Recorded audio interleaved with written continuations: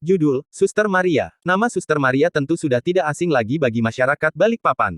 Hantu seorang suster keturunan Belanda yang konon menghantui kawasan pegunungan Doubs atau Balikpapan itu, sering diceritakan mengganggu orang-orang yang ada di sekitar sana. Di Balikpapan, ada sebuah daerah yang konon dihantui oleh hantu seorang perawat yang dikenal dengan nama Suster Maria.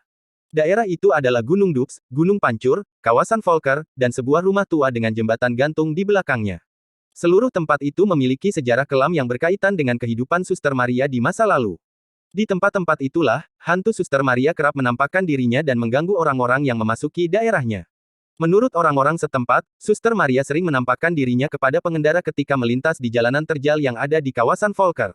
Beberapa orang mengaku, ketika melintas di sana, kursi tumpangannya yang semula kosong tiba-tiba terasa berat seolah ada penumpang yang tak kasat mata.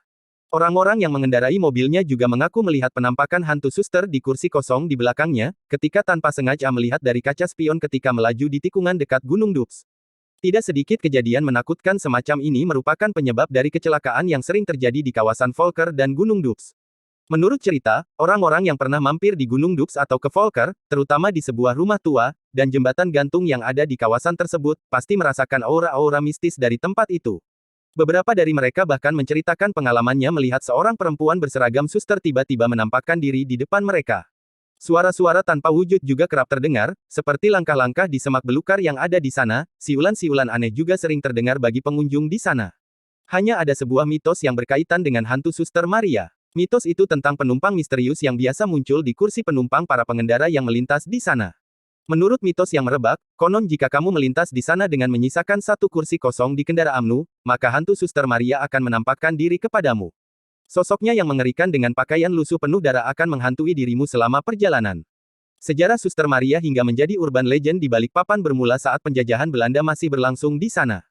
Saat itu, di tengah-tengah penguasaan Belanda terhadap kilang minyak yang ada di Balikpapan, tentara Jepang datang untuk mencoba menguasainya setelah mengetahui ada kilang minyak di daerah tersebut. Saat itu peralihan kekuasaan Belanda ke Jepang memang mulai terjadi di berbagai tempat di Indonesia. Saat pertama kali singgah di Balikpapan melalui Tarakan, Jepang sudah mengirim pesan kepada pihak Belanda untuk tidak membakar kilang itu. Namun, karena terdesak dengan jumlah yang sedikit dan tidak rela Jepang menguasai begitu saja kilang tersebut, pihak Belanda malah tidak mengindahkan peringatan Jepang. Melihat kilang yang ingin dikuasainya dibakar oleh Belanda, tentara-tentara Jepang marah, lalu merangsek masuk dan menyerang tentara-tentara Belanda yang ada di sana. Pihak Jepang kemudian berusaha menangkap semua orang Belanda yang ada di Balikpapan. Saat tentara Jepang itu sudah menyisir hampir seluruh daerah di Balikpapan, mereka akhirnya sampai di Gunung Doubs. Di sana, seorang suster yang bernama Marie van Vinen ada di antara mereka, juga ikut tertangkap oleh tentara Jepang. Sebagian orang-orang Belanda yang ditangkap kemudian dikumpulkan di sebuah daerah yang bernama Benua Patra. Mereka semua akhirnya tewas setelah dibunuh oleh tentara Jepang di sana. Sedangkan, Marie van Vinen bersama sebagian orang keturunan Belanda lainnya dikumpulkan di sebuah rumah yang berada di dekat jembatan gantung yang ada di sana. Saat itu juga, pihak Belanda yang terdiri dari beberapa keluarga mengadakan perlawanan di rumah tersebut.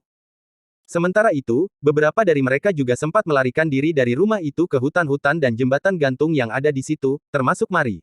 Terpecah, usaha mereka akhirnya sia-sia setelah tentara Jepang dengan sigap menghalau perlawanan orang-orang Belanda yang tersisa di sana. Semua yang tidak sempat melarikan diri dari rumah itu dihabisi dengan sadis. Keluarga Marie juga ikut terbunuh di rumah itu, semuanya dibantai. Setelah menghabisi mereka yang ada di rumah tersebut, Jepang kemudian mengejar sisanya ke dalam hutan dan jembatan gantung. Marie van Vinen atau biasa dikenal dengan sebutan Suster Maria akhirnya terdesak di jembatan itu, bersama yang lainnya.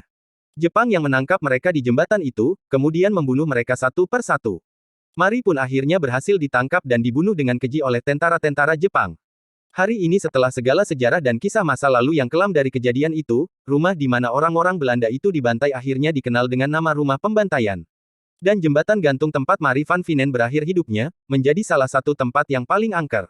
Sejak kematiannya, hantu Marie atau Suster Maria kerap muncul di tempat itu, seolah tak menerima kematiannya yang tragis.